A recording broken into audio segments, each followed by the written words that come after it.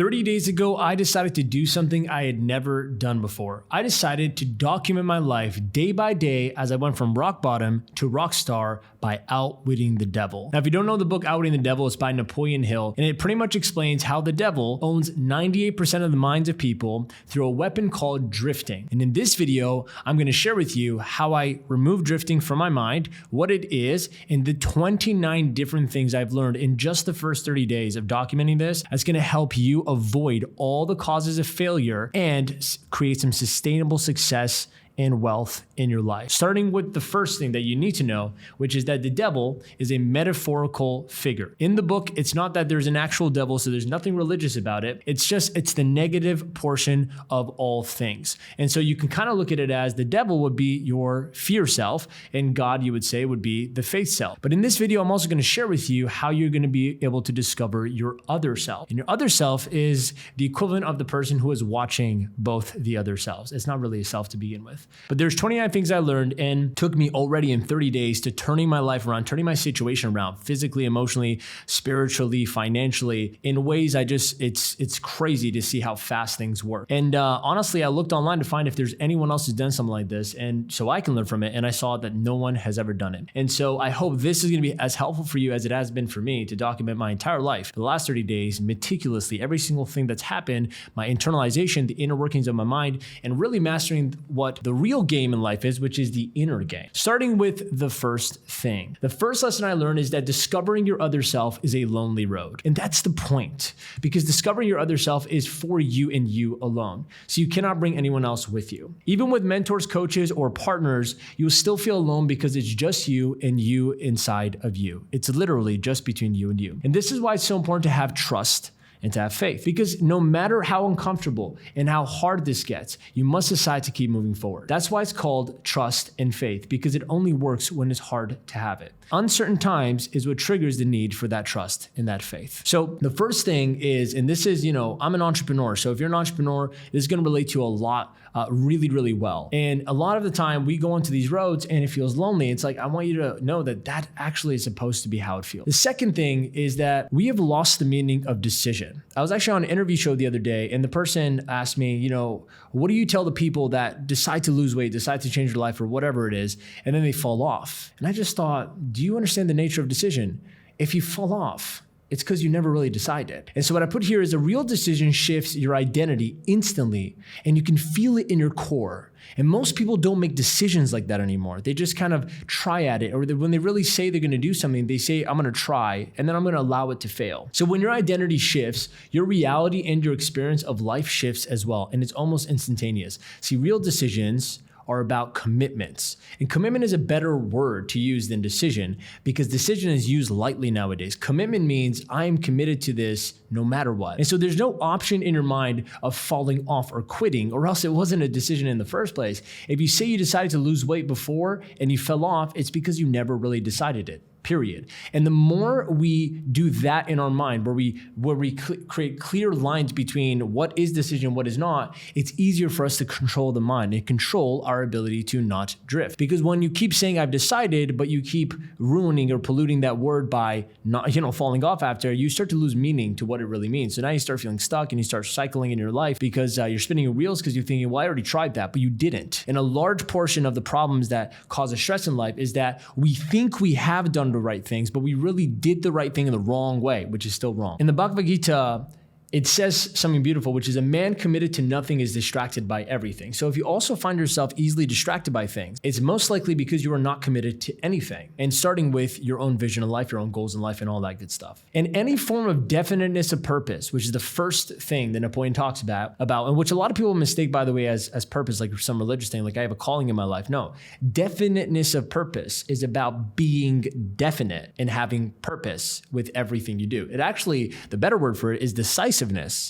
It's about being more accurate, precise, and deliberate with the things that you do. That's all that actually means. It doesn't mean having an actual goal. It means that with everything you do, there is a consciousness you bring to it. There is a definiteness you bring to it. And so any form of definiteness of purpose instantly creates inspiration within you. I realized that the moment after, like in day 2 of documenting my journey, I realized, wow, my purpose to document this journey sparked something in me. And it feels different. There's a different texture, a different chemistry to it. And so if you're watching this, you're like, I'm kind of feeling empty, or kind of like I'm drifting in my life. It's what it feels like, commit yourself to doing something and do it and watch what happens within you. Moving on to number 3. The third thing I learned, the biggest breakthroughs I've had, is that the devil never attacks directly. So he is the master of deception, right? He always sneaks in indirectly as the second point of contact, never the first. I'll give you an example. See, the first thing you might do, which is something you choose, is go to check your phone because you want to just see maybe your content or something for work. But then on your social media, you see something that makes you want to watch it, and then you start scrolling, and that's the second point of contact. Or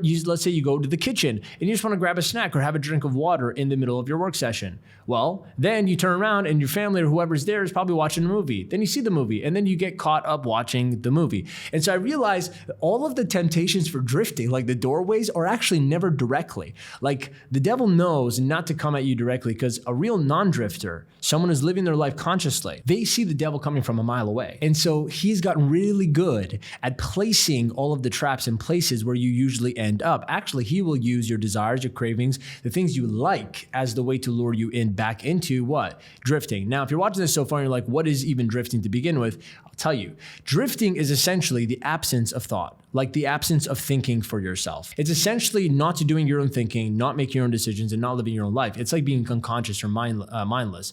You know, the equivalent of the Matrix, where in the movie, everyone's plugged in and they don't even know what reality is. They're just kind of going with the program of what life is showing around them. And so drifters are living in this made up reality where they're not really aware or self-aware or conscious of what they're doing, why they're doing it, what they want, and all those things. And so they become susceptible to anything happening to them. And so we hear the saying, we are creators of our circumstance, not creatures of it. Well, that's the point, right? Creators of circumstance are non-drifters. Creatures of circumstance are drifters. Those are the people that don't really get to design their life. And it's for these reasons. Thing number 3 that I learned, lesson number 3, is that devil never attacks directly. The only weapon against him is self-awareness. That's the thing I learned in my journey in the last 30 days, is that non-drifters think their own thoughts. They make their own decisions. They live their own life. Non-drifters cannot be influenced unless they allow it. A non-drifter knows himself and does not need to test himself. In other words, I found myself at times tempting myself to be like, well, what if, I did this? And I'm like, wait, what if is not the goal? What is the goal? And so what if is all about perception? Like, what if I did try this? What if I did go out? What if I did that thing, even though I know before, but maybe this time's different. That thought is the devil playing with you. And so you want to move away from what ifs and you want to move into what is. That's truth, which is what you just know in your gut. And all of us, and I'm realizing this, I realized this from documenting my journey in the last 30 days, we have lost sense of and touch with our own intuition. And our intuition is actually our truth speaking. And so because our relationship with our intuition, our gut, our trusting in ourself and what we already know to be true is kind of hazy, it makes us more susceptible to making poor decisions in our life. And so the devil moves quickly. Okay. Once you make one bad decision, you'll be drifting within 2 to 3 hours.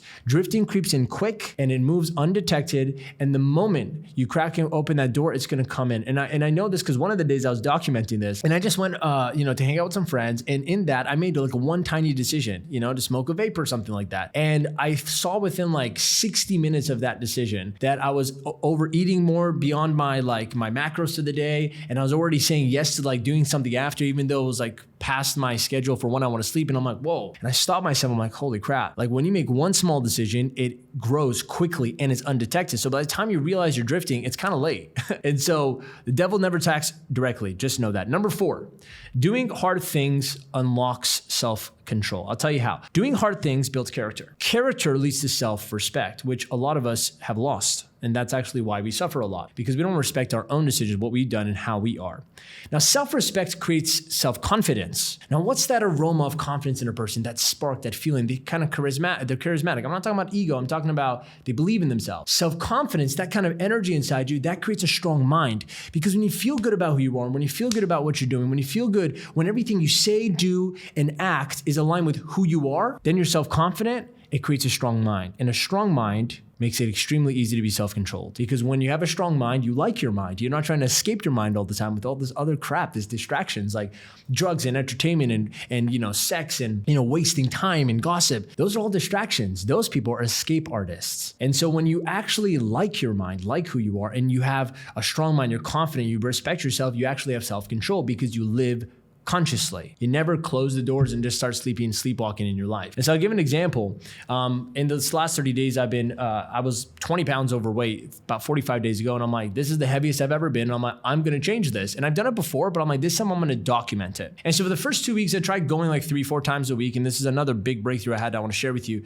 Game changer for shifting your identity. But at 2 weeks in, I decided I'm going to start going every single day. I want to turn up the notch for the standard of my workout routine. And I have been, and I've been going every single day for now like 23 days or something like that. It's crazy how much more powerful it is, but I'll share that one real quick. But I'll tell you, one day I woke up and it was really hard to go to the gym. And I'm like, oh man, like I should, but I also have some off days. So maybe today could be a rest day. So I started negotiating with myself. I'm like, hold on a second. This isn't me. I predetermined what I'm going to do today. What's this voice coming up letting me know I could do something different today? So we'll talk about that in a second. But here's what I realized. Sticking to the gym when the conditions are harder is even more important than going to the gym itself. So the actual exercise is less important than the commitment to stick through something when it becomes hard. And so I wrote this down. It is the habit of doing things when conditions aren't easy that strengthens your grip over your mind. That's why doing hard things unlocks and is the master key to self-control. Number 5, it's easy to fix your self-image. I had a moment in one of the days I was documenting where I kind of realized at the surface of my mind, the only things that I'm present to is all the things I've done, like my mistakes, like the bad stuff I've done. And I'm like, hold on a second, that's not the whole picture though. When I look back at the memory of like me yelling at that one person or making that mistake or whatever it was, I actually went back and I fixed it afterwards. So I'm like, hold on a second. If I only focus on all the mistakes I've done, then I'm going to have a terrible self-image about myself. And if you don't know what self-image is, it's how you see yourself essentially. And the symptoms of low self-image is that you don't set goals. You don't think big. You don't think you do more. High self-image means you think as big as you want. You can actually go out and achieve the things you want to set your mind to. And so low self-image is super dangerous. There's a beautiful book called Psycho-Cybernetics that I read a long time ago about a surgeon who would do like nose jobs and face surgery on women, but their self-image didn't change, their physical image changed. And so they still felt ugly, even though they were beautiful. And the same thing with like surgery with physical bodies, right? Like they'll do surgery to get rid of the fat, but they'll still feel fat even though they don't look fat. And so this is actually a territory for the devil. And if you want to outwit the devil and you want to defeat the devil and you want to get drifting out of your life, it's important you don't build the habit of only looking at your mistakes, but rather looking at what you did after. So here's an easy way to fix your self-image. One is when we look at our past, we usually only focus on the bad stuff or how we messed up, but we never think about how we fixed it afterwards. This causes us to dwell on the past mistakes instead of acknowledging our growth due to it. So an instant shift in your self-image is focus on what you did right after what you did wrong. Focus on what you did right after what you did wrong. And so I look back at that one memory, I yelled at this employee and I'm like, I'm a bad leader. Like the voice is trying to tell me that. I'm like, hold on a second. Afterwards, I sat down with them. I had a really good conversation. I actually owned what I did. I course corrected my behavior. I never yelled at them again. I'm like, wow, I'm actually a pretty good person. And I thought about that. I'm like, wow, how come that wasn't the first thing that came up to my mind? How come that wasn't my dominating thought? And it's because that's where the devil plays, man. He builds habits around us that anchor in negative things about us. All right, so that's number 5. Number 6, we only get stuck when we don't know our values in life. This one's really good. So your decisions in life are always pre-made when your values are preset. That's a writer down. And values in life are like your rules of life, like what you're okay with, what you're not okay with. Values are essentially what is important to you and what your non-negotiables are. And so if you ever feel stuck around decisions, which I did several times in the last 30 days, in fact, I had some life-altering decision moments I had to make about my path in life and my career choice and, what business I want to stop and start and, who I want to live my life with, my relationship. Like I made a lot of decisions in the last 30 days of my life. And luckily for you, I documented it all. So I learned all the inner workings of what happens. And I'll tell you, the only time we get stuck with the decisions in our life, like if you're on the verge right now of like, should I quit this job? Should I take that job? Should I start this offer? Should I not start this offer? Should I close that business? Should I launch that business? Should I marry this woman? Should I not marry this woman? Or vice versa, whatever. It's because we don't know our values. It's because you either don't know your values or you've forgotten your values. And most people I meet, they don't really have their values set. And so you have to do that. That's one of the things I did in order to establish a wall between me and the devil, because I'm like, the devil can only make you drift when you don't know what you stand for. And so you'll fall for anything when you don't stand for anything. And so I wrote down my values in every area of my life. And because of that, I'm like, wait, hold on. If to me something valuable, like a value to me in life is doing what's aligned with me, like I won't do like money isn't at the top of my values next to, for example, purpose, like something that I feel meaningful about, then I go, it doesn't matter how many good opportunities come by my desk that can make me money because my value already predetermined for me that I don't do things just for money. And I want to do something that's aligned with other things as well, like my other values. And so it became so much easier to make decisions in my life when I knew my values. Again, this is another form of non-drifting. It's another form of living your life consciously and being out of reach from the devil coming to get you. So we only get stuck when we don't know our values in life. And that was a big one. Number 7, okay? Poor sleep leads to drifting, and you don't have to test it to find out. And I'll tell you why. A lack of good sleep leads to lethargy and exhaustion, and that leads to drifting. So when you're underslept, and I tested this a couple of times where I slept at different times, so I was always like thrown off with my circadian rhythm because my body wasn't getting into like the same time to sleep every day. And then sometimes I decided to go out and have some fun, and I would sleep at like 3 a.m, and I'd wake up, I'm like, damn, I'm tired for like 3 days in a row after that, which is pretty crazy. It's not just one night good sleep. Like one bad night of sleep takes like 3 good nights of sleep to just get back to normal. So that's something else we need to know. So see, when you're underslept, it weakens your willpower. It makes it difficult to think. It makes you easily irritated, and it leaves you with no energy to take action on certain things. And so all of that makes it so much easier for you to fall to your vices, for you to go Netflix and chill, or to smoke, or to drink, or to hang out with friends, or do nothing, or scroll on your phone, because you're just desperate for comfort at that point, because you just feel like restless. And so think about the word itself, restless. It means you are not rested. So when you don't rest well, you start to drift. And that's not even a debate. It's fact. And I've already tested it. 30 days. Poor sleep leads to drifting. You want to defeat the devil. You want to out the devil out of your life. You want to turn your life around. You got to start sleeping better. So next one, number 8, nighttime routine is more important than morning routine. And I heard this before, and I've tested both. I've had really strong morning routines where I wake up and I have like 2 hours to myself to do all the stuff, journal, meditation, read, visualization, all the stuff. And then I've had really strong nighttime routines. And hands down, the times that I've made the most money, been the happiest, and been the strongest version of myself, I have stronger and more disciplined nighttime routines, because how you start your day doesn't necessarily mean how you're going to end it, but how you end your day is going to always influence how you start your day. And so that's a big one, right? So most bad decisions, this is a fun one.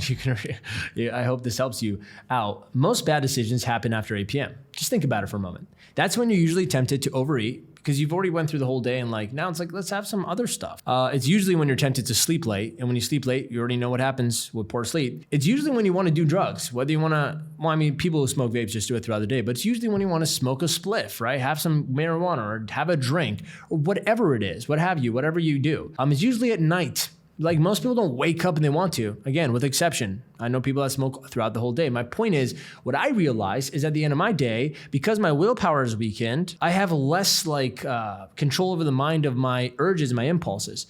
And so after 8 p.m. is usually when all bad decisions happen. You overeat, you sleep late, you do drugs, you watch Netflix. Ultimately, you want to numb your mind. And especially for people who work really hard, you work throughout the day and then you're just exhausted and you just want to do whatever it is. And tell me, how many people do you know in your life, even family members, friends, maybe it's you, that you sit down at the end of the day and you're like, let me turn off my brain. And your version of that is to do something that's completely unproductive for the mind. Now, I'm not saying watching Netflix after a hard day of work is unproductive. It can be if it's earned, if you actually had a great day. And maybe if you're watching something, it doesn't, completely ruin your subconscious mind. But I am saying that when you do that as a habit, you have a portion of your day where you make yourself totally susceptible to negative influences and bad decisions. Okay, and so that's at least my personal thing. I don't think this applies to everyone, but for me, it's to share with you the stuff I learned. So throughout the day, you expend all your energy and all your willpower, and that's exactly why by the end of the day, you're at your weakest. Okay. Now I want to give a disclaimer here. This may be different for night owls. I don't know if that's some people are like, I get energy at the end of the day. Great. Well, then for you, I would experiment if the morning is when you make your bad decisions. I don't know. But I know for me, that's how it was. So how you end your day heavily influences how you start your next day. Number 9, going to the gym every day was a game changer. I've never done that in the past. I used to go 5 days a week, but I always take the weekend off. And I realized something so beautiful, and I want to share this with you guys. When you do something some days, it's just something that you're doing. It's usually like a goal. Go to the gym 3 days a week. That's a goal. When you do something every day, it's who you are. So think about you brush your teeth every day. And so you're a person who brushes their teeth every day. It's not like I really strive to brush my teeth 4 times a week. You don't really do that. So imagine if going to the gym was like that. Imagine reading was like that. Imagine working was like that. So an example is, I wrote it here, gym 3 times a week is just a goal you strive to do. And usually when it's a goal, it's difficult and it requires motivation. Get yourself to go today. I had that. The first 15 days of my 30 days of documenting, I was kind of I was really motivated. motivated, but as the days progressed, closer to halfway through the month, I was like starting to have those mornings where I'm like, oh, I don't know. It wasn't until I just committed that every day I'm gonna go. So I go Saturday and Sunday now too, and Friday, and I just do it in the morning and I love it, or the afternoon. And I go in and sometimes I'll have no time. I'll still go in and hit a 20-minute workout, hit at least 2 or 3 exercises. So I went today. It's now become who I am, and it's not hard anymore. And so what I realized was that when you do something every day, it becomes who you are. And that's when it becomes easy and it requires nothing. You don't need motivation. You don't need inspiration. You don't need reasons. You just do it because that's who you are. But it takes a little learning curve. If you do that, if you follow that initial phase, what happens is it eventually you fall into, it's kind of like positive drifting. You fall into the forward momentum and it just takes over. It's like a part of your day. And so if you want to make anything, any activity, any habit a part of who you are, you have to do it every day. You can't just do it sometimes. Does that make sense? I mean, think about it like this. I also wrote this down. If someone just drinks on the weekend, they're a social drinker. That's what you call an occasional drinker. That's like literally a box. If they drink every day, what do you call them? An alcoholic. By default, what does that mean? When they do something every day, it becomes their identity. You label them. So when I go to the gym 3 times a week, I'm just kind of like mildly active or whatever it is on those, MyFitnessPal. If you put, like, how active are you? Medium, right? I'm like moderately active. You know what the top of the list is? Athlete. You're an athlete if you go every single day. So now I'm like, I'm an athlete. Or you're a bodybuilder because you go every single day. I'm just making the point of the identity. If someone smokes cigarettes on the weekends, I have friends and family that like that ever out, just have a smoke because they like to do it when they're drinking. Very normal, right? Okay. They smoke every single day. What do you call them? A smoker. So this is my breakthrough, is like, if you really want to create a wide gap between you and the devil, you have to build these huge moats of habits that are good. Make those a part of your identity. Then you could go do all the other stuff, but it doesn't affect you because you have so many other good habits that get in the way. Does that make sense? So that's number 9. Number 10 is the real battle is not with achieving your goals. So especially for entrepreneurs, you got to pay attention. As entrepreneurs, I think we all focus on our business and money goals, thinking that's the most important battle. Like, if I just make the money, if I just fix the business, if I just do X, Y, Z, then I'll be successful, or then I'll be happy, or then I'll be whatever. We think if we succeed in business, we will succeed in everything else. And that is so far from the truth. It's unbelievable. In the last 30 days, I've documented this. I'm like, all my successes come from my personal life, all of it. And in turn, my business becomes like so effortless to fix things and make money. I made a lot of money in the last 30 days, more than I made previously. And I'm like looking at it, I'm like, wow, this is amazing. And I didn't even I'm working on the business, but my focus has been on working on myself and how I appropriate myself to my personal life. So what's true is that in business and in goals and like our personal stuff in our achievement goals, those are like battles. But the real war, that's in your personal life and it's in your relationships, especially the close ones that you probably avoided for a long time. Now, some of you guys don't like hearing that because you go, no, I put that one aside, Armin. I don't want to talk about that. I don't want to touch that. Well, the devil's living in the basement where you don't want to go. And that's why he's taking up rent-free space in your life. And until you let that happen, for as long as you let that happen, he'll always be there. And so the real war is our personal life. It's not our business. And so this is where you have been unknowingly giving the devil the most power over you and your mind. The war is unseen. It's unrelated to your business goals, but absolutely affects it.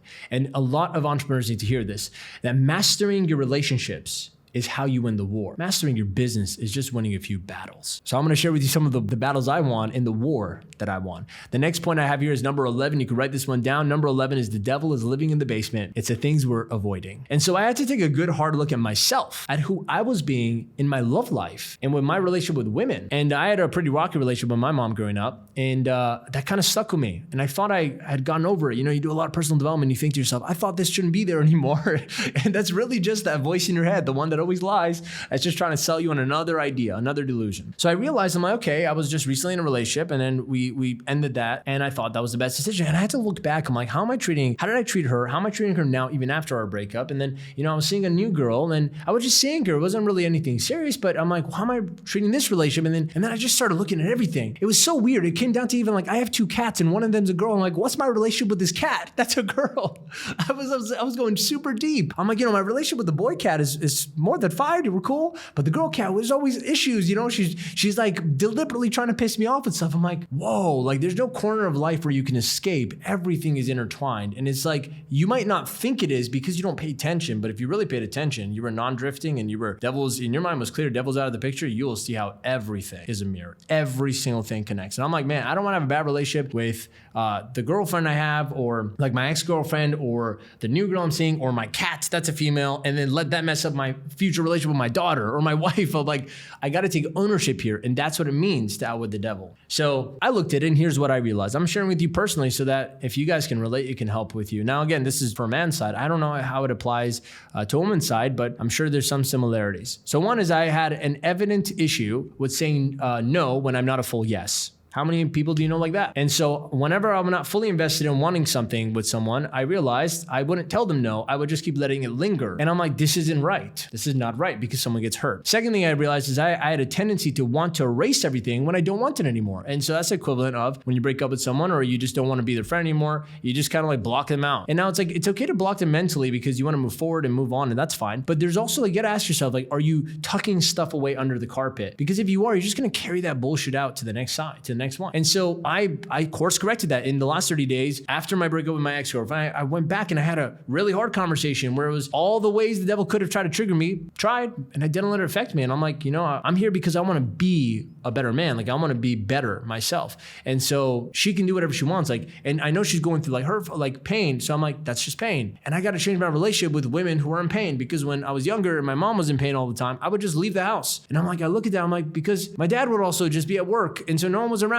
And then my brother would also not be around. So I'm like, my poor mother was always at home alone. And no man was around to be with her in that space when she was in pain. I'm like, I don't want to be that man. And it's funny because I also took ownership with the new person I was seeing, and I had a really beautiful conversation with her actually just the other day. And I told her, I'm like, you know, do you want a relationship here? And she was like, yeah. And I said, I don't. And I felt that. So I just want to tell you really quickly off the bat, like, I don't want this. And, you know, obviously it was hard for her. And, you know, she really liked me. I'm like, I like you too, but it's not what I want. And here's the reasons why. Not right now, not with you. And she respected that. And she asked me, she's like, we had this moment where she's like, why do you do this? Like, why do you still, you know, are talking to your ex and doing this? I'm like, you know, because one day I'm going to have a daughter. One day I'm going to have a wife. One day a woman will be important to me in my life. And I don't want to carry this bullshit into that with them. I want to handle this now. I want to practice this now because I'm going to love those people, and I got to be the right man for them. And it's funny, she started tearing up out of like inspiration. She was moved by what I said. And I'm like, if you're a man watching this, we need to be better examples,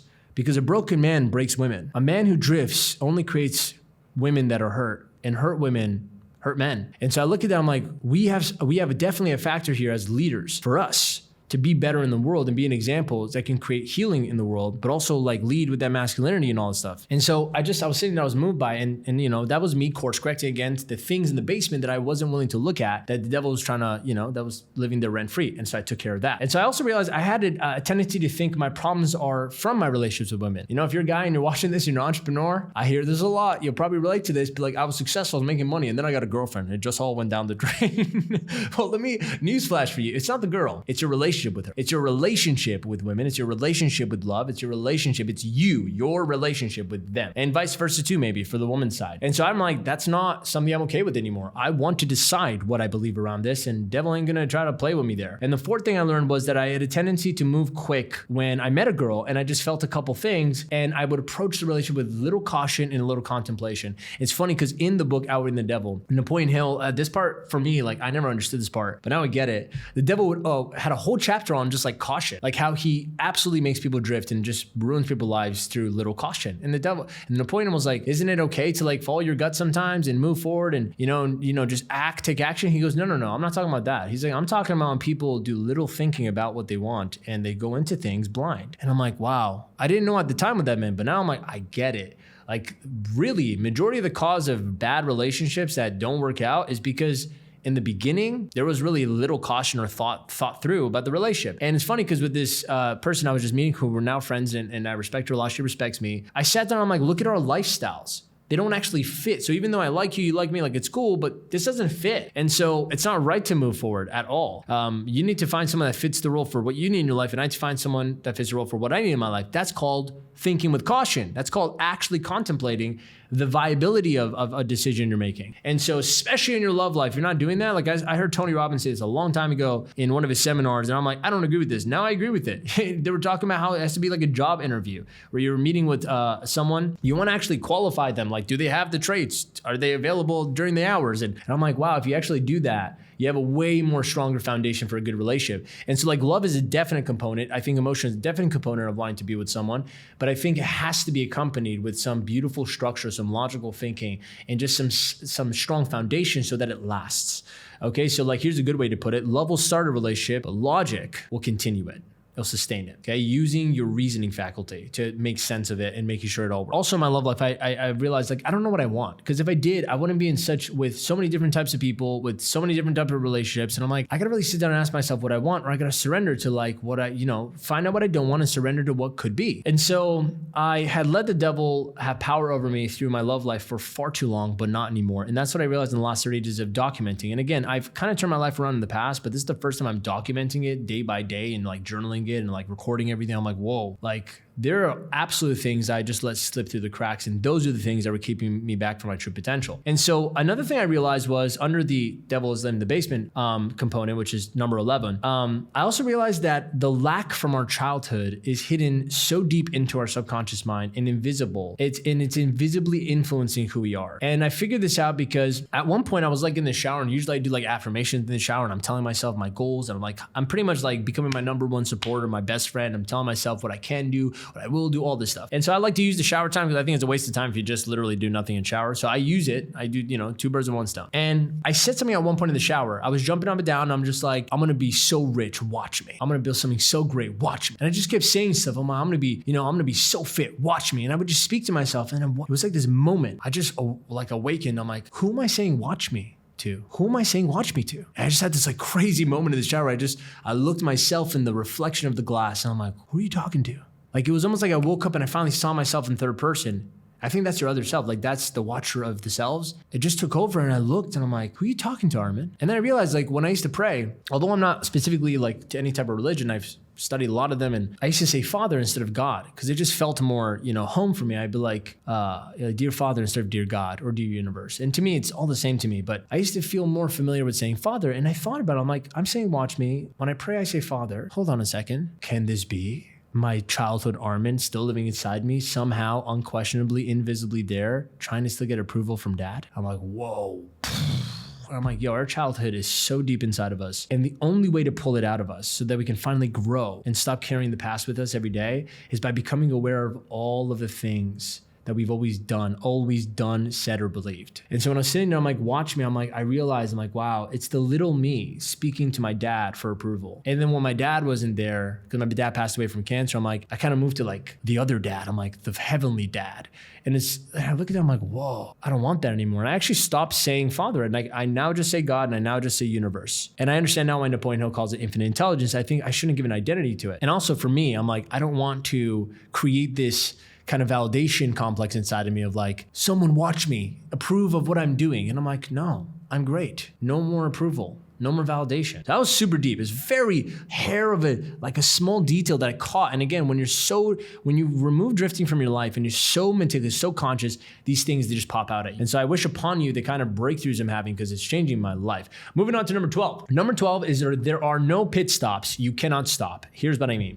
Here's how you prevent success relapse. A success relapse means you start getting going good and everything's working and then you fall back to it. So how many times have you started something, ended something, started something, fall apart, right? Like the up and down. Well, this is how you prevent relapse, meaning you're actually down is higher than your last low. So you're only growing. You're not just like going from 1 to 0 to 1 to 0. So first you have to realize there's no neutral in the spiritual realm. In the spiritual realm, the realm of the mind and the non-physical, there's no neutral. Energy has to expand or contract at all times. There is no middle ground. And so like if you look at a flower, it's either growing or it's dying. That's where the saying comes. You're either growing or you're dying. It's a real thing. It's not a cliche. Like you can't just maintain a successful life. It's not how it works. Your mind has has to expand. If it doesn't expand, it starts to contract, period. And so that's also why you shouldn't be indecisive on things, because when you know you need to do something, you should just do it. Because if you don't do it, your mind's gonna contract backwards into fear, backwards into shrinking, backwards into limitation. And so the longer you push something off that you know you need to change or do or act on, the worse it gets, the harder it gets, and the less you become. And so here's like a metaphor. I want you to imagine there is a subtle magnet always pulling you, like in the universe, always pulling you backwards when you stop moving forward, or if you stand for too long. And so the most critical time to be productive, what I learned was, in the last 30 days of doing this, the most critical time to be productive is when you don't have to be productive anymore. Understand what I just said. The most critical time to be productive is when you don't have to be productive anymore. That's the real turning point. The real turning point of shifting who you are ultimately into a non-drifter and stop wasting away your life is doing what you typically wouldn't do after you achieve something. Entrepreneurs, hear what I'm saying. That means once you hit that $10,000 mark, $100,000 mark, that $1 million milestone, whatever it is, doesn't matter. Once you hit it, you need to do the opposite of what you do. You go, Armin, I want to celebrate. Celebrate, no problem, but jump right back into doing twice as much, because what actually happens is what I call the 0-1-0 trap. And so here's how it works. Step one, you're not happy. You find yourself in a place you're not happy. Usually we wake up a little. Andrew Carnegie told Napoleon Hill that during the times when we actually discover our other self is usually in unusual circumstances, when an emergency hits us and we're not happy with our life, like we're scared. And so something snaps in us and we take charge and we do our own thing, and we make decisions, we change things. So step one is you're unhappy. You realize you're unhappy. Step two is you work really hard to change that, don't you? Whether it's to make money, lose the weight, get the girl, whatever it is. Then step three is you achieve that result. You fix the problem, it's done. And step four is where you determine the fork in the road, who you're going to become. And this is where everybody, 98% of the world, falls to the devil's trick. Step four is you reach the fork in the road where you have two options. One is you can lay back and relax. We're good. It's done. No problems. And it comes, by the way, in sneaky ways. Like, you made good money. You're like, why don't I just spend a little more than I usually do? It starts that way. And this one leads to drifting, which is back to zero again. Because you're going to drift until you reach a zero where you're not happy. And then, you're in the trap again. You got to work hard to fix that thing. Then you fix it.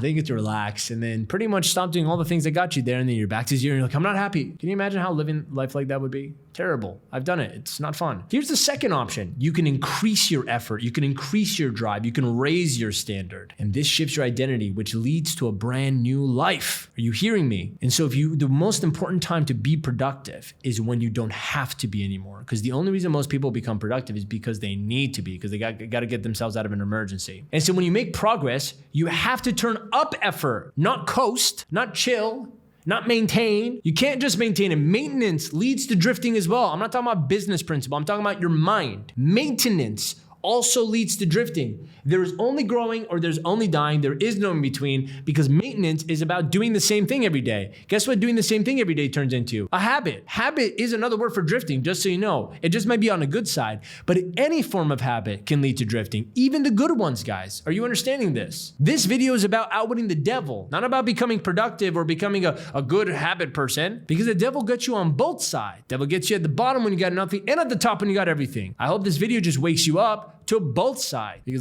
it's really easy to fix when you're a failure, when you're a loser. I don't have everything I want. Great. You just do what you have and pretty much all the stuff you've been pushing off. And then you see some success. This video is really for the ones who have success and have experienced failure post-success. What happens after you get there? Most people are depressed. They start to loosen up. They have indefiniteness of purpose. They don't know what to do with themselves.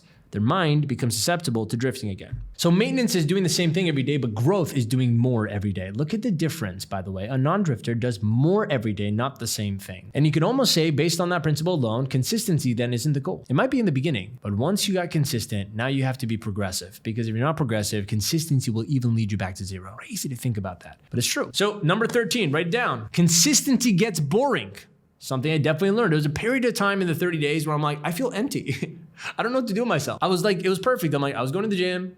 I was eating well. I was losing all the weight. I was making money. I was productive. I was clear. I'm happy. I had my friends I was hanging out with. I'm like, everything's good. And then I'm like, this is kind of boring. I don't like this. And then I stopped right there. I'm like, hold on, I got an option. I either create drama in my life, which probably happens when you're not consciously thinking. So you have something to give you purpose. I'm like, I can be like, what's the opposite I would usually do? What's the opposite? I'm like, turn up the effort, try to learn more, challenge myself with a progressive project instead of a reactive one. It's very important to understand this, that to build new productive habits, it will take doing the same thing over a long period of time. Doing the same thing over a long period of time is eventually start starts to feel boring or mundane. And feeling bored is usually when you start doing things that interfere with the new habits. And that is the exact moment when you need to be most self-aware to not drift or divert from your path. That's the exact moment you got to choose the right fork in the road, which is the 0-1-0 trap. Once you get past that little hump, by the way, and you do get past it, it's not forever, so don't worry, your identity actually starts to adjust to your new self. And so growth becomes your new normal, not maintenance. Not consistency. I don't want to be consistent. I want to grow every day. I want every day to top off the last day, not in an achieving manner where I got to do more or else. I'm talking about I want to add to my life. I want to multiply it. I don't want to just maintain it. So number 4, momentum is delicate. I definitely learned this one. And so I realized that when you're in positive momentum, even the slightest thing can throw you into drifting. So imagine like a metaphor. Imagine you're driving a car. When you're driving at 20 kilometers an hour, it's not a big deal. You can kind of like, even at 10 kilometers an hour, let's say, if you drove into a tree, you'll probably be fine, right? It'll damage the car a bit. If you're driving 200 miles an hour, you will die. You will literally die. Your car will explode if you hit anything. So what does that show you? Same vehicle, same car, same activity, which is driving. Speed. The speed at which you're going at completely determines how large the crash is and determines different principles. So I wrote here that the metaphor is if you're driving a car at 200 kilometers an hour and you slightly move the wheel. Have you ever done that on the highway? Like I have a Jaguar F-Type and that thing goes pretty fast. And one time I was driving at 180 kilometers an hour. I was racing a Challenger. I didn't win. It was way stronger than my car.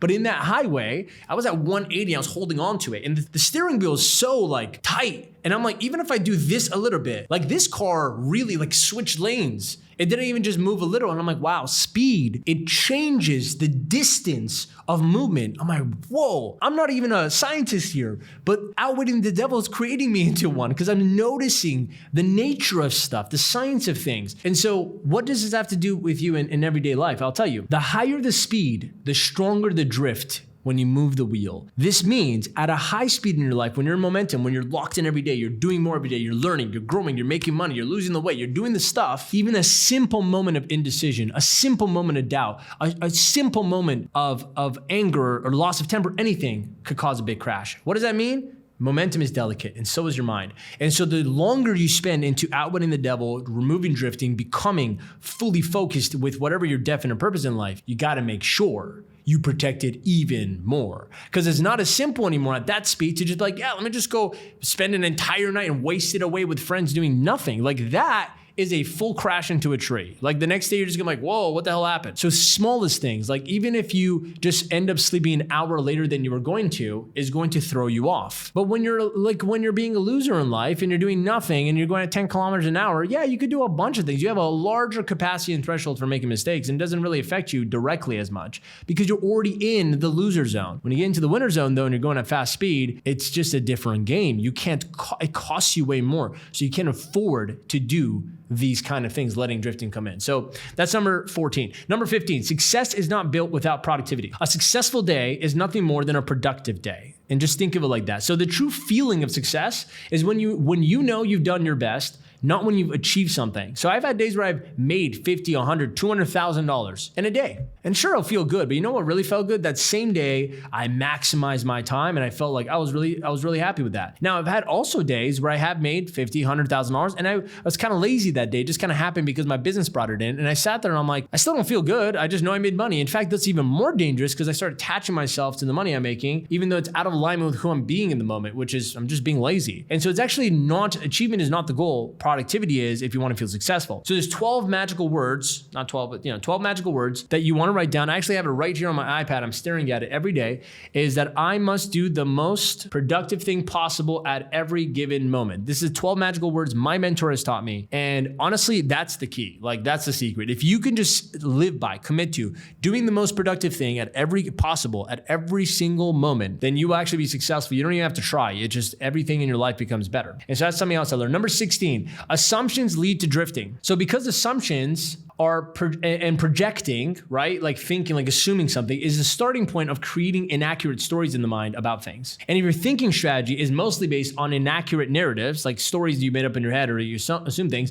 then you can't actually maintain control of your mind, right? Because you don't actually know the truth. There's no accurate thinking in that. And so assumptions and opinions are the enemy of accurate thinking. Accurate thinking is the enemy of the devil. So if you want to defeat the devil, outwit the devil, you have to become an accurate thinker, which means you cannot rely on assumptions anymore. You're allowed to make projections or predictions, but it cannot be assumptions. So my number 17 here is doubt will always be there, always be there. I realize this as well, because doubt is an assumption of that thing's happening. And so I realized this, doubt will never leave, right? Doubt is always sitting at your doorstep waiting for any moment for you to let it in. And so I remember a mentor of mine taught me this a long time ago. He goes, Armin, for a long time, I used to tell myself, don't let doubt win, right? Like I'll always be doubt. Like me against doubt. He goes, eventually I realized it was just about don't let doubt in, not about winning. It's about don't even let it in. I'm like, wow, that's so powerful. And I realized that in the last 30 days, that's so true. And so there's a new rule I have, and you could carry this out as well, which is I never will allow doubt to be the cause of a belief. So like if I just think like, what if this doesn't work? What if this isn't the right thing? Or what if this isn't meant to be? Whatever it is.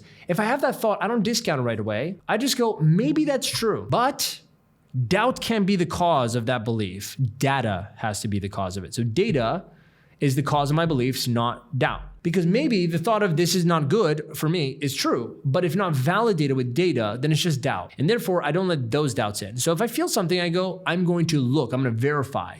And that's what an accurate thinker does. Number 18, shifting your identity changes what you like as well. And I thought about this because at one point I was kind of seeing this other girl and my desire for like sex, junk food, Netflix, all the stuff that I usually used to do is like, with a relationship, like if I wanted to just hang out with someone, it just wasn't exciting to me anymore. And I realized I'm like, my desires, my cravings, and my taste for things have changed. So I stopped caring for sex as much. It's not that I don't like it. It's just like, I'm not pulled by it anymore, which is great because you'll see in one of my points I have here is sex is very dangerous.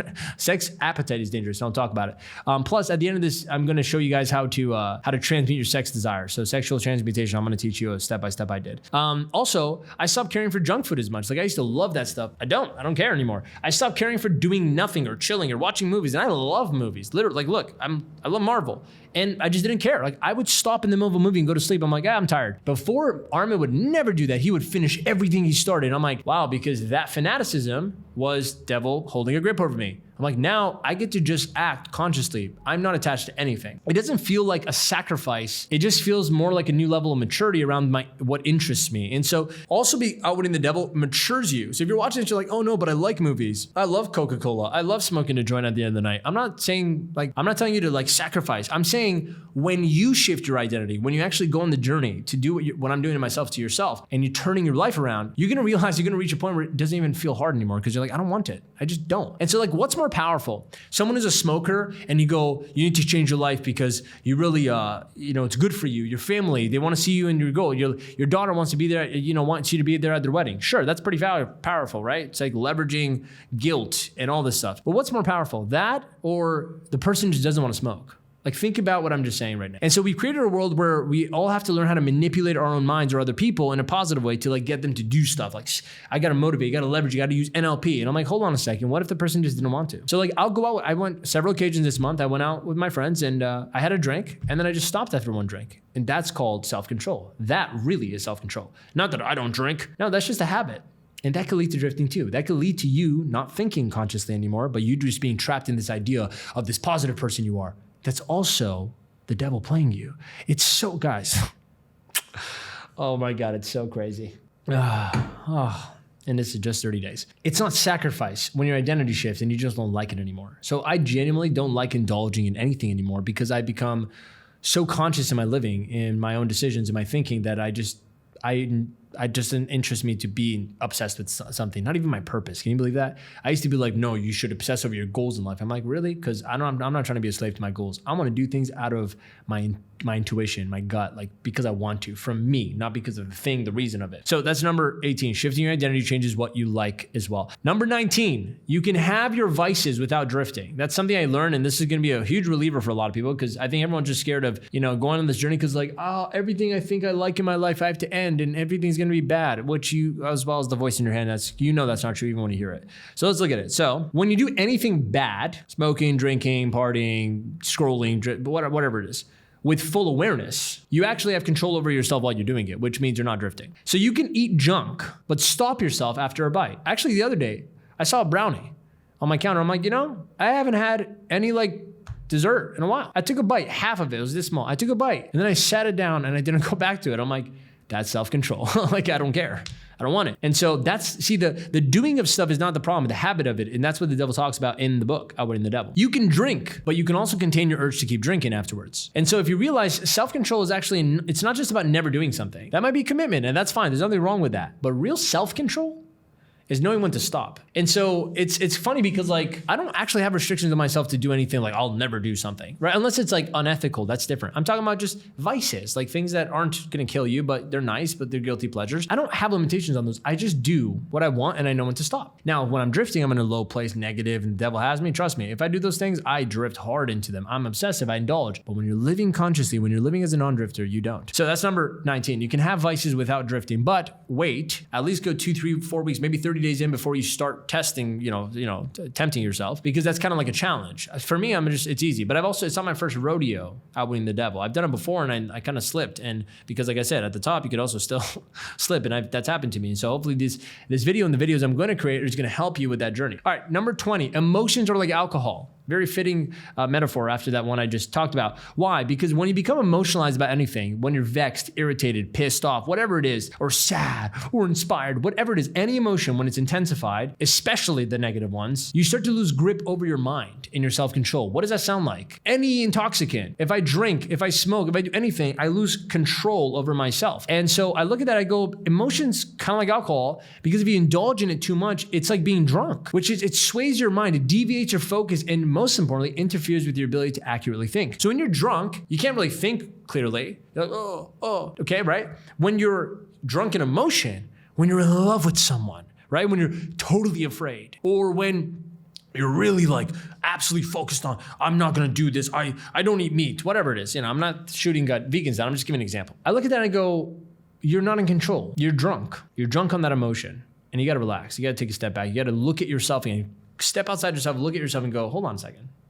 Whoa, relax. What's going on? What's life? This is just the belief I have. That's all it is. So that's 20. Number 21, your energy has a return on investment. Okay, and there's 3 ways to look at it. I look at this because I'm like a businessman. So I'm like, your energy, like what you do every day, what you put your energy into, it really kind of is like your energy has a return on investment. So there's 3 things, like a concept I made up: loss, break even, and profit, right? Like in business, if you spend money, you either come at a loss at the end of the month, you either break even, which means you cover everything, but that's it, or you have a profit, which is the purpose of it, right? And so at a loss, it's when our efforts are yielding us back less than we put in. And so example is you burn out, you stress, you have poverty, you're broke, you're unhappy. And so if those are the symptoms you're facing, it's because your energy is giving you a loss ROI. It's giving you a negative ROI. And so you got to look at what else can you put your energy into so you get a positive ROI. A break even is when our efforts yield us back just enough. And so this example of this is mediocrity, getting by, emptiness, normal, boring, whatever it is. You're just like kind of like loser. I look at a loser like that. And then the third one is profit. And so this is when our efforts yield us back more than we put in. An example of this is like wealth, abundance, innovation. You could think ahead. You have a big vision. And what Napoleon Hill calls the law of increasing return, which is like a farmer plants a seed. He puts in 2-3 months of work to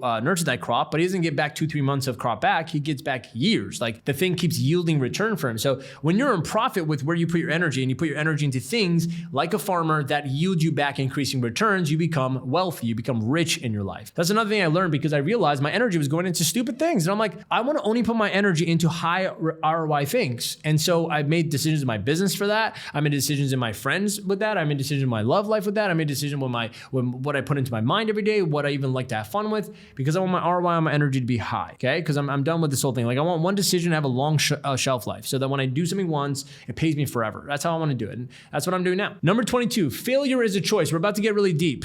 Okay, I know this was all the fun stuff. This is the deep stuff now. Number 22, failure is a choice. 100% of what we call failure is just temporary defeat. Napoleon Hill taught us that one, but I'm gonna give you something more on this. Temporary defeat is just when something doesn't go your way initially. And I say initially because usually it's just a phase, and then maybe you get what you want, you just have to wait. But it's important to know that temporary defeat is out of our hands. It's not in our control. But real failure is when you give up and quit because of the defeat. That is in your hands. And so temporary defeat or setback is actually just a circumstance, whereas failure is a state of mind. It's a perception. You're perceiving it as I failed. This is bad. And that if we do believe that perception, we decide to quit. That's ultimately what failure is. So that means failure is a choice. How crazy is that? So we can have a setback, hit adversity or whatever, but to fail or become a failure is a choice. That means failure doesn't happen to you. It happens from you. Come on, man. So that's failure. Now, here's number 23. 23rd lesson I learned in the last 30 days documenting my journey while I outwit the devil. The real threat is not defeat. It's not temporary defeat.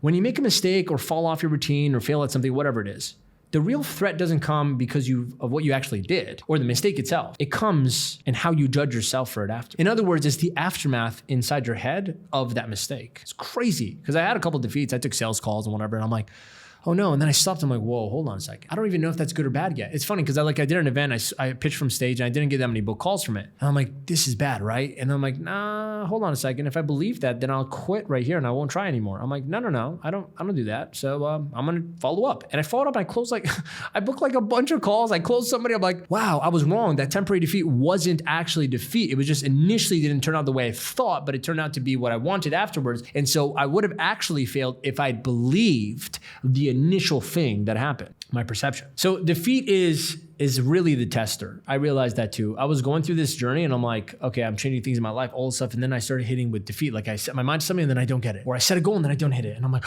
oh no, like a lot of the negative bullshit came out of me. I'm like, whoa, there's energy sitting inside me. And so defeat is when you're really tested. Defeat tests your willpower, your mental attitude, your faith, your belief, your desire, your confidence, your character. It tests everything. Failing tests everything. And this is a very big one. If there's anything you get from this video, make sure it's this. That means that the first order in the business of successful living, the first order in the business of successful living is learning how to fail successfully. If you do not know how to learn from your failures, there is no hope for you. You're practically already dead. You're already dead, because if you really believe in the perceived loss or failures of things and you don't know how to extract from them the value or the opportunity, you're done. Devil got you. You're pretty much laying in bed with them. You're downstairs in the basement right now. You guys are having a cup of tea. That's the problem. Learning how to fail successfully is the first order of success in the business of living successfully. Number 24, success does not come from achievement. This was a huge one I learned. Success is different from achievement. Success is a state of mind. It's a feeling. That means it's internal. But achievement is attaining something.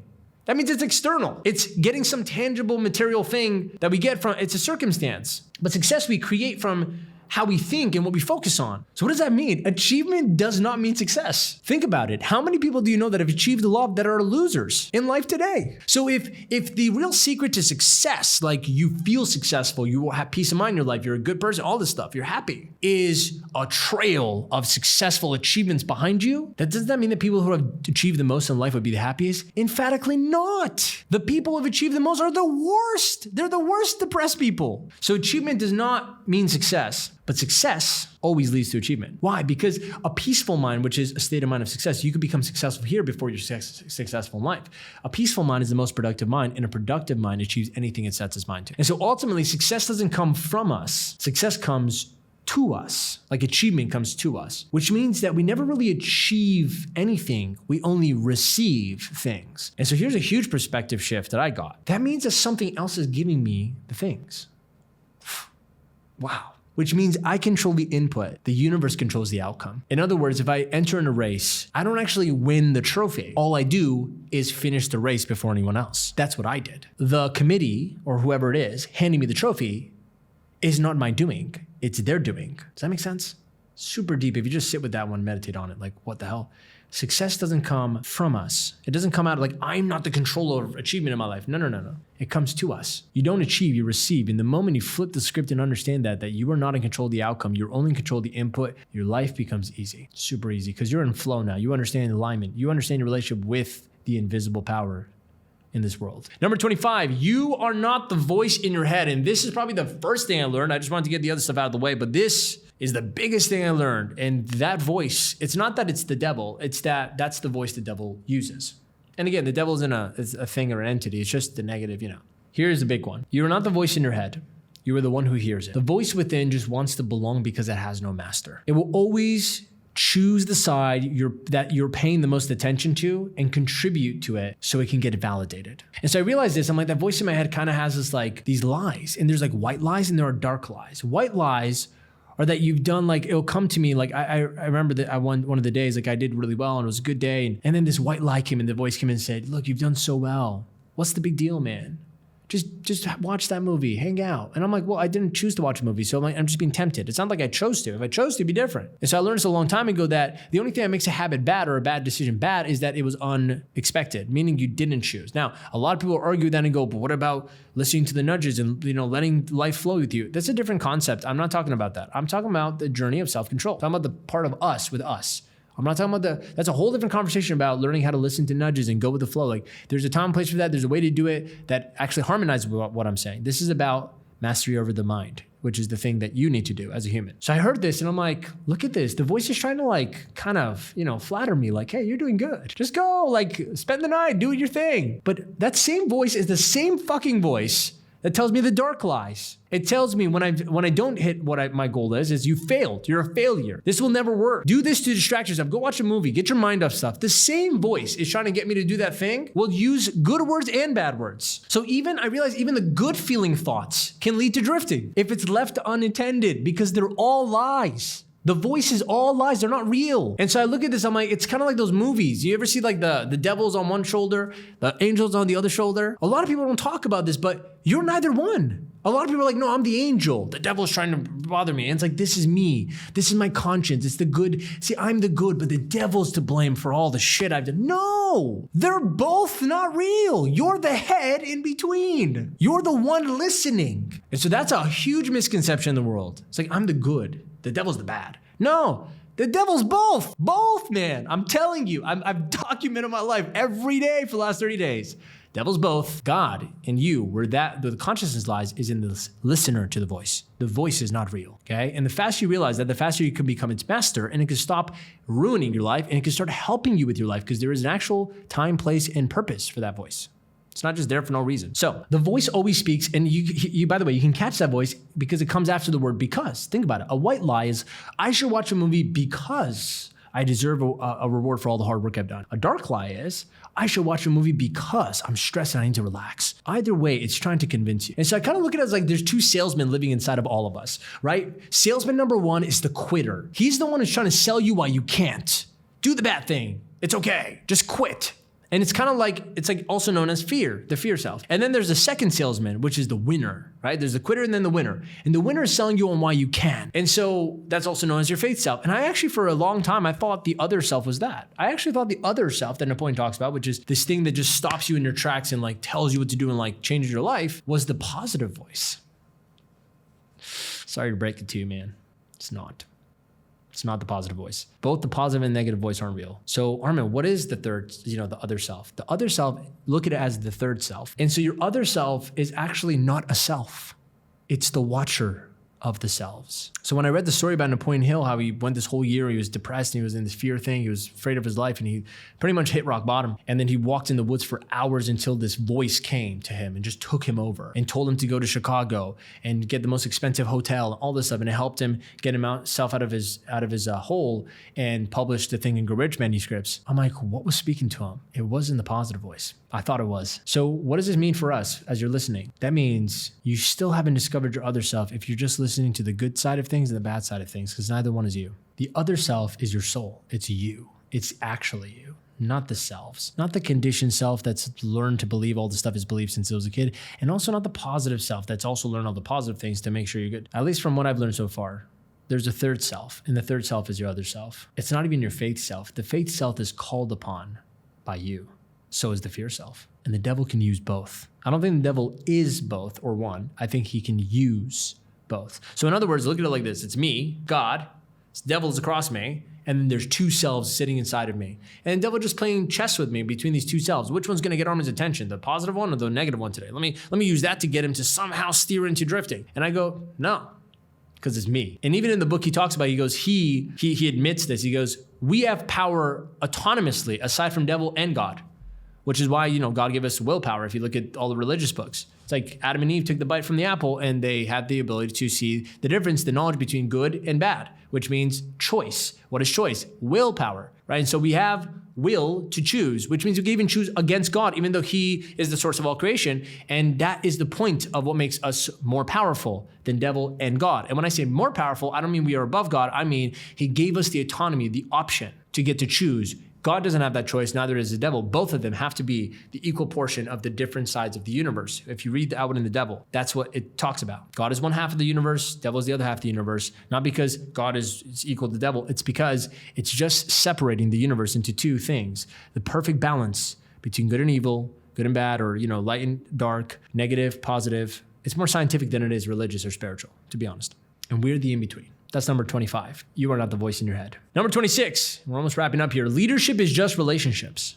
Going back to the personal life thing. Relationships are just communication. And so if you want to be great, you need to be a great communicator. That's the only way other great people will want to work with you. And so leadership starts with trust. Leadership is not about controlling, supervising, managing, or correcting others. Listen to me if you're an entrepreneur, if you have employees, or if you want to build a business. Leadership is not controlling, supervising, managing, or correcting others. Leadership is painting the vision, organizing the plan, communicating expectations, keeping others accountable, and building confidence in them, in each person on your team. It's what leading means. Everything else is not leading. So that's number 26. Number 27 is there's a difference between right and wrong and good and bad. And this is a huge one. Everyone has to pay attention here because it's gonna help you make better decisions in your life and find out how to align yourself to things in your life. So doing what's right is usually harder. This is what I realized in the last 30 years of documenting my life every day. Doing what's right is usually harder, and harder feels uncomfortable, which feels bad. It doesn't feel good to feel uncomfortable. And doing what's wrong is usually easier, and easy feels comfortable, which feels good. This means that doing what's right feels bad, and doing what's wrong feels good. Now, I'm pretty sure it's not that black and white, but as you can see how I just broke it down, that could actually be scenarios where we get confused. The more specific way to put it is doing what's right feels uncomfortable, doing what's wrong feels comfortable. But because comfortable and non-comfortable feels good or bad, this is where the devil has got 98% of the world trapped. Because the very decisions and the things we got to do in our life that fundamentally changes our life are sitting in the arena of bad feelings. Decisions that feel bad, that don't feel good. And so the devil's owning 98% of the world because he's confused us with right feels good and wrong feels bad. And it's the opposite. What feels good to you isn't the right thing for you most of the time. So how do you know what's right versus wrong? A lot of people ask me this in the past. And because of my career, 8 years I've been coaching, and a lot of it's been leadership coaching aside from the business stuff. So I've kind of come up with a system that works for me and is almost always true. Honestly, I've yet to meet honestly, I've never had this. I could live a longer life and find out if it's not true. But so far, this proves to be true. So usually wrong decisions needs justification. They need to be justified, but right decisions doesn't need justification. It's just truth, and truth is truth. And so I'll give you an example.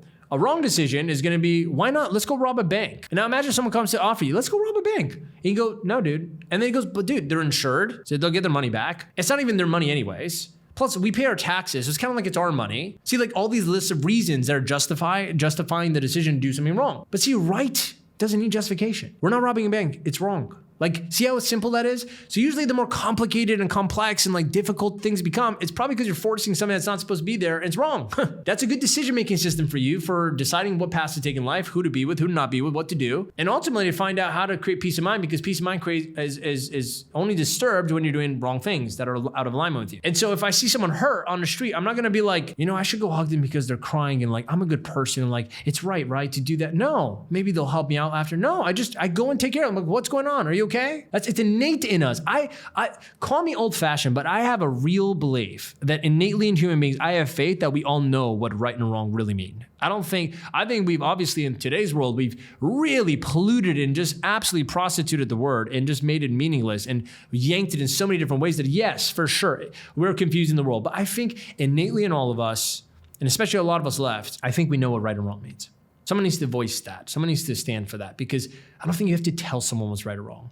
I think you have to take people out of all their bullshit, of all the justification, the cobweb, the web of all the different reasons they've convinced themselves to do the wrong things. But I think when you remove all that haze from the mind, they kind of they're always going to see what's right. So that's number 27. There's a difference between right and wrong and good and bad. Right usually doesn't feel good, and wrong usually doesn't feel bad.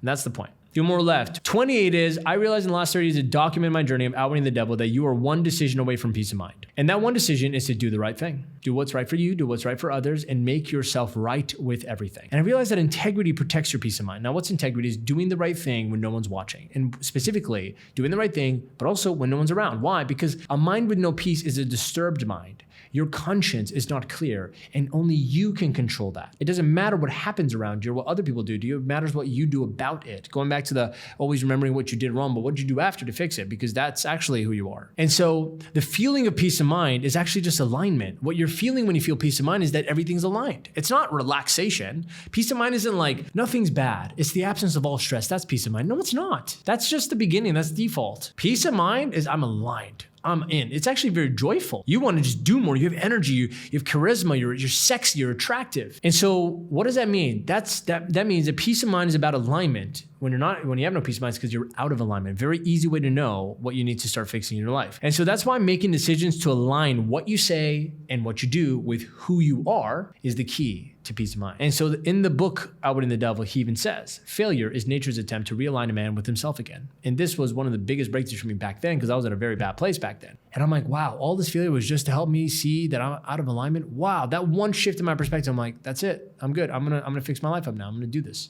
And so this is why you can't get away with succeeding in your business while neglecting your personal life or your personal self, because the rules were made to help us. And last but not least, number 29 is if you can't control your sex desire, you are doomed. You are effed. There was a period of time in the last 30 days where I had a very strong sex desire, like a strong urge, because I just came out of a relationship. I also was working all the time. And when you start feeling good about yourself too, and you're like making progress, you feel more attractive. So you're like, it's like your pheromones are out, like you're like attracting all the mates. It's like mating calls, you know? There's an energy that comes out of you. And it was really hard. I'm like, this is the hardest impulse. I had to, like, I was able to discipline my food desire, like my eating habits, my appetite for that, my appetite for being egotistic, or my appetite for all the other stuff. For me, I'm like, whoa, sex desire is very powerful. Now I'm like, I work on myself a lot. 8 years now, actually still even younger than that. I've been working hard on myself. Man, this is still difficult for me. I can't even imagine how people who don't do this much inner work deal with this. And now I understand, that's why the porn industry exists.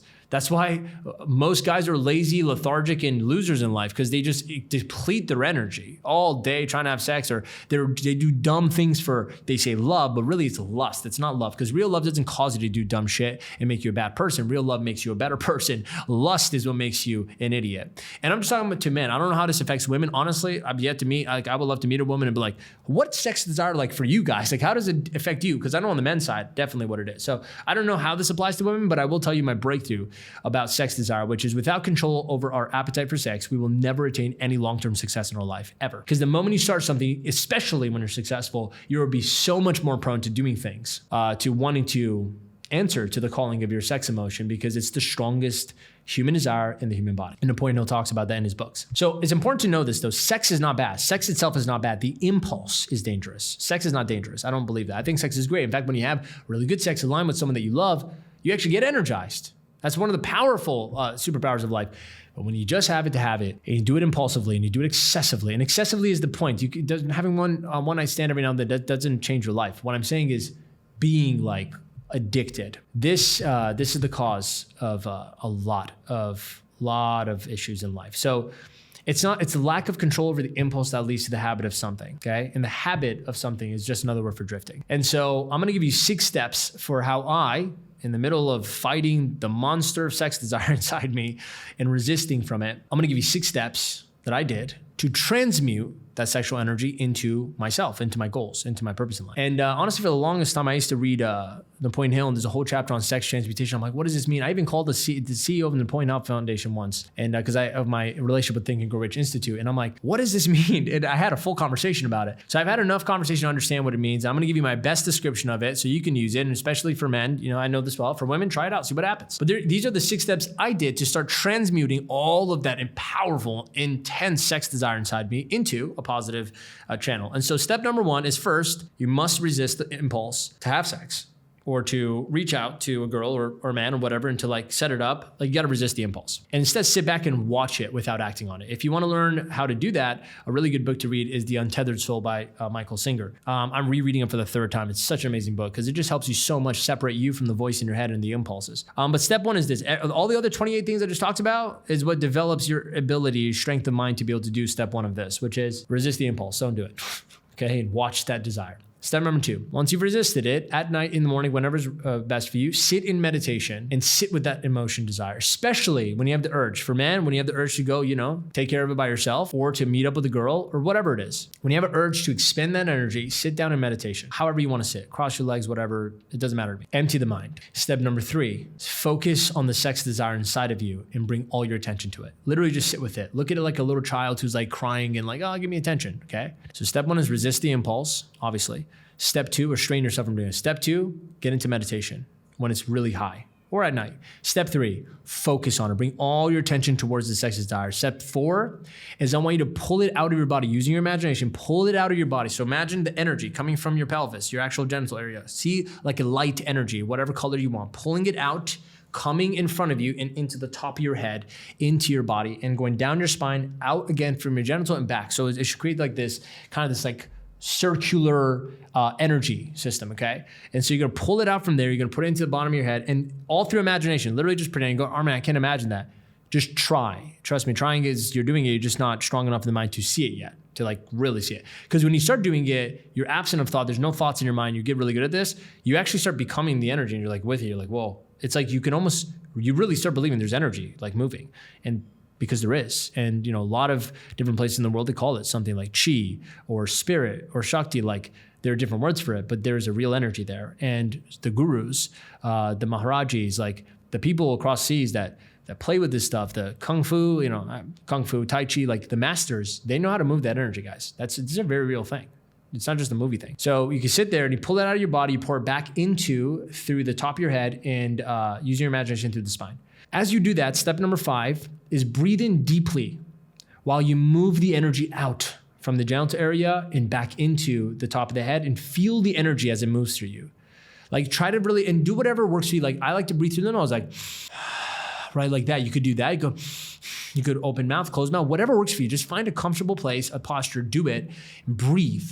And as you breathe and you imagine you're pulling it out, like even maybe in the beginning, use your hands and pretend like you're pulling it out and bring it to the top of your body. Like really, like you got to kind of go a little local, like actually think you're doing it, because a lot of people are like weird. They go, this is embarrassing. That's where the magic is, past your, what does this look? Do I look stupid? Get past that. That's the devil playing with you again. Step number 6 is then channel all that energy. As soon as you do this, do it for like 10, 20, 30 minutes. You go, oh man, that's a long time. I know. I didn't say it's easy. I said it's powerful. So if you want to do it, you do it. Once you feel like the energy is flowing through, you could just start feeling stuff. Then you channel all that energy like a laser into the vision of what you want in your life, and you use concentration. And so you can now see where all the principles of Napoleon Hill matter, because he talks about this. There's even a whole chapter on concentration.